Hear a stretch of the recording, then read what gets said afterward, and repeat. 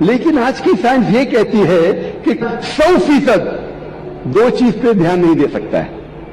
50% دو چیز پہ دے سکتا ہے, 60% 40% دے سکتا ہے, 80% 20% دے سکتا ہے, 90% 10% دے سکتا ہے, لیکن 100% دو چیز پہ دے ہی نہیں سکتا. تو عربی آیت کی تلاوت کرنے کے ساتھ ساتھ اگر ترجمہ دہراتے ہیں, اس ترجمہ پہ آپ کانسنٹریٹ کرتے ہیں, دھیان دیتے ہیں 100%, دھیان دیں گے تو انشاءاللہ آپ کا ذہن کبھی بھی نہیں بھٹکے گا.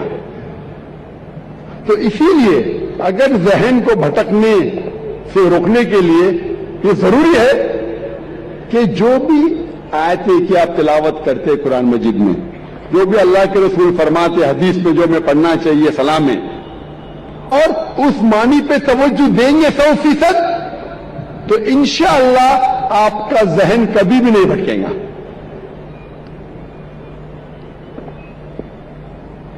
اللہ تعالیٰ فرماتے ہیں, اور اس تقریر کے شروع میں آیت کی تلاوت کی تھی سورہ عنکبوت سورہ نمبر 29 آیت نمبر 45 میں اللہ تعالیٰ فرماتے اتلو ما اوحی الیک من الکتاب واقم الصلاۃ تنہی عن الفحشاء, ان آیتوں کا جو میں نے نازل کیا ہوں اس کتاب میں, تنہی عن الفحشاء والمنکر, بے شک صلاح فحاشی اور برے کاموں سے روکتی ہے. قرآن مجید میں اللہ تعالیٰ فرماتے ہیں کہ بے شک صلاح فحاشی اور برے کاموں سے روکتی ہے, جسے میں کہتا ہوں ہدایت کا راستہ, پروگرامنگ ٹورڈز رائچیسنس. صلاح دا پروگرامنگ ٹورڈز رائچیسنس, صلاح رہنمائی اور ہدایت کا راستہ کرتا ہے صحیح راستے کی طرف. اور ہم جانتے ہیں کہ سورہ فاتحہ کے بعد ہم قرآن مجید کی چند آیتوں کی تلاوت کرتے ہیں. مثال کے طور پہ سورہ فاتحہ کے بعد امام تلاوت نمبر 5 آیت نمبر 90 جہاں اللہ تعالیٰ فرماتے یا ایھا الذین آمنو, اے ایمان والو,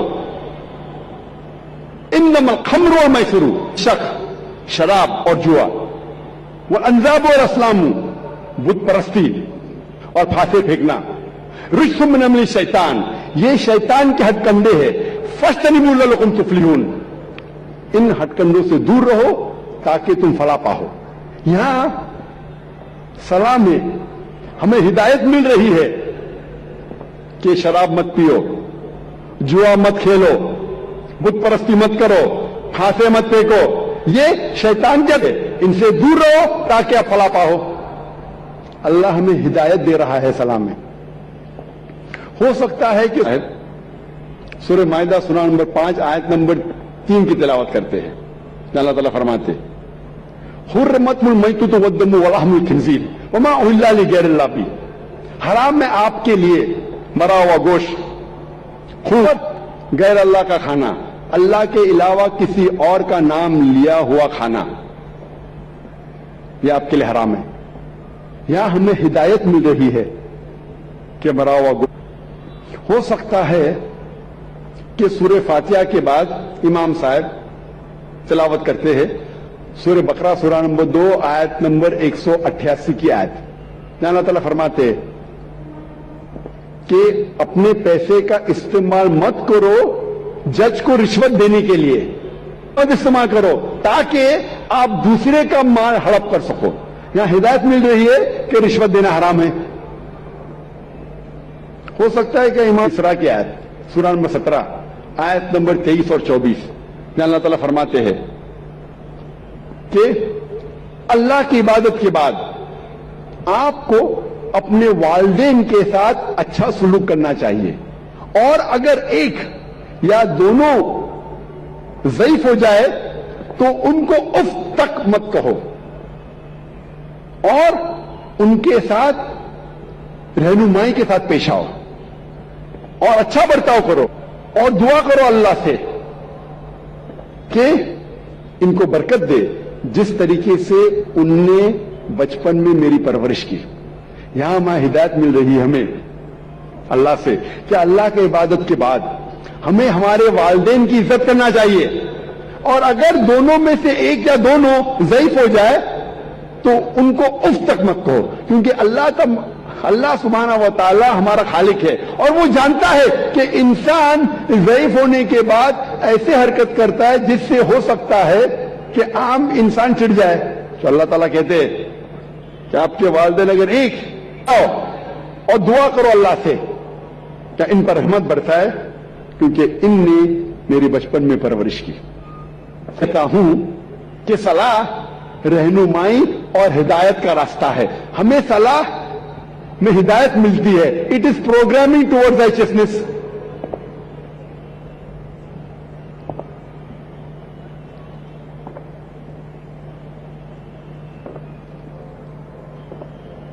جیسے میں نے کہا تھا کہ جب بھی کا لفظ ہم سنتے ہیں، جب بھی پروگرامنگ کا لفظ سنتے ہیں، فوراً ہمارے ذہن میں آ جاتا ہے کمپیوٹر. لیکن کمپیوٹر کو ایک بار پروگرام آپ کر لیں یہ کافی ہے، اس کے بعد فکر کرنے کی ضرورت کی خواہش نہیں ہے. جو ہم پروگرام کرتے ہیں وہی جواب دیں گا. لیکن میں نے کہا تھا اگر آپ مجھے اجازت دیں گے کہ انسان کو کمپیوٹر سب سے بہترین کمپیوٹر ہے، اس کمپیوٹر کے پاس خود کی خواہش ہے، اسی لیے ایک بار پروگرامنگ کرنا کافی نہیں ہے. یہ اپنے آپ بھٹک سکتا ہے، خلاص وہ ویسا ہی چلے گا جیسا آپ نے پروگرام کیے. لیکن انسان کے پاس خود کی خواہش ہے، فری ول. وہ آپ کی بات مان بھی سکتا ہے، آپ کے خلاف بھی جا سکتا ہے. اللہ کی بات بھی مان سکتا ہے، اللہ کے خلاف بھی جان سکتا ہے. تو ضروری ہے کہ ایک بار پروگرامنگ کافی نہیں ہے. اور اس کے علاوہ ہو سکتا ہے کبھی کبھی کمپیوٹر میں وائرس لگ جاتا ہے، پھر سے پروگرامنگ کرنی پڑے گی. کمپیوٹر میں وائرس گھس گیا تو ہمیں ہارڈ ڈسک کو فارمیٹ کرنے پڑتا ہے، پھر سے پروگرامنگ. تو آج ہم دیکھتے ہیں آج کے معاشرے میں اتنی برائیاں ہیں. ہم جب معاشرے کے باہر نکلتے ہیں ہم دیکھ رہے ہیں کہ کتنے لوگ جھوٹ بول رہے ہیں، کتنے لوگ رشوت دے رہے ہیں، کتنے لوگ زنا کر رہے ہیں، ننگے ننگے کپڑے پہن رہے ہیں. یہ سب دیکھ کے ہمارے دماغ میں وائرس آ جاتا ہے. اسی لیے ہمارے جس طریقے سے ڈاکٹر کہتا ہے کہ اچھے صحت کے لیے کم از کم 3 بار آپ کو کھانا کھانا چاہیے، اسی طرح اچھے روح کے لیے ہمارا خالق اللہ سبحانہ تعالیٰ کہتا ہے کہ کم از کم آپ کو پروگرامنگ کرنا پڑے گا 5 بار دن میں. اگر اچھی روح چاہتے ہیں تو پروگرامنگ کم از کم 5 بار. مذہبی کتاب پڑھتے ہیں، یہودی لوگوں کی مذہبی کتاب پڑھتے ہیں تو اس میں لکھا ہے بک آف ڈینیل میں، اولڈ ٹیسٹمنٹ میں، چیپٹر نمبر 6 ورس نمبر 10 میں کہ ڈینیل نے 3 بار نماز پڑھی. تو یہودی مذہب میں 3 بار نماز پڑھنا چاہیے. عیسائی مذہب میں لکھا ہے کہ پرے انسیزنلی، جتنا پڑھ سکتے. لیکن قرآن مجید میں اللہ سبحانہ و تعالی ہمیں حکم دیتے ہیں کہ روز کم از کم دن میں 5 بار آپ کو صلاح پڑھنی چاہیے. اللہ تعالیٰ فرماتے ہیں سورہ ہود میں، سورہ نمبر 11 آیت نمبر 114 میں کہ آپ صلاح قائم کرو دن کے دونوں آخری حصے میں. بات قریب آ رہی ہے، اس کا مطلب ہے کہ دن کے دونوں آخری حصے میں، مطلب ایک آخری حصہ ہے فجر جب دن شروع ہوتا ہے، اور دوسرا حصہ ہے عصر جب دن ختم ہونے آتا ہے. اور کہا گیا ہے کہ جب غروب صلاح. تو اس آیت میں اللہ تعالی ہدایت دے رہے کہ 3 بار نماز پڑھو، فجر، عصر، مغرب. آیت نمبر 78 میں کہ نماز قائم کرو فجر کی، صبح کی، اور جب سورج اونچائی سے اترنے لگتا ہے اور رات کے حصے میں یہاں اللہ تعالیٰ ہمیں کہہ رہے 3 بار نماز پڑھو. ایک ہے فجر تو پھر سے دہرایا گیا ہے, سورہ ہود میں بھی کہا گیا تھا, اور نماز 5 بار پڑھنی چاہیے. اور کئی آیتوں میں اللہ تعالیٰ ذکر کرتے نماز پڑھنے کے بارے میں. مثال کے طور پہ سورہ طہ سورہ نمبر 20 آیت نمبر 130 میں, اور سورہ روم سورہ نمبر 30 آیت نمبر 17-18 میں. ہر مسلم کو کم از کم 5 بار صلاح قائم کرنی چاہیے. ایک ہے فجر, جب دن شروع ہوتا ہے, جب رات میں آپ کو سفیدی نظر آتی ہے, اس وقت سے لے کے سورج نکلنے کے پہلے تک. پھر ظہر کا وقت, سورج سب سے اونچائی پہ رہتا ہے جب اترنے لگتا ہے, اور ظہر اور عصر کے بیچ, ظہر اور عصر کے بیچ, یا جب آپ کی پرچھائی. پھر صلاح ہے عصر, ظہر کے وقت کے بعد سے شروع ہوتی ہے اور سورج ڈھلنے سے پہلے. چوتھی صلاح سورج ڈھلنے کے بعد سے شروع ہوتی ہے اور آسمان میں لالی ختم ہونے سے پہلے. اور آخری صلاح ہے عشاء کی, تو مغرب صلاح کے بعد سے لے کے نصف اللیل تک, رات کے آدھے حصے. یہ 5 وقت کی صلاح ہر مسلمان کے لیے فرض ہے. اگر 5 وقت کی صلاح آپ پڑھیں گے اور 5 وقت آپ کا ذہن پروگرام ہو جائے گا, تو انشاءاللہ آپ برے کام سے دور رہیں گے. آپ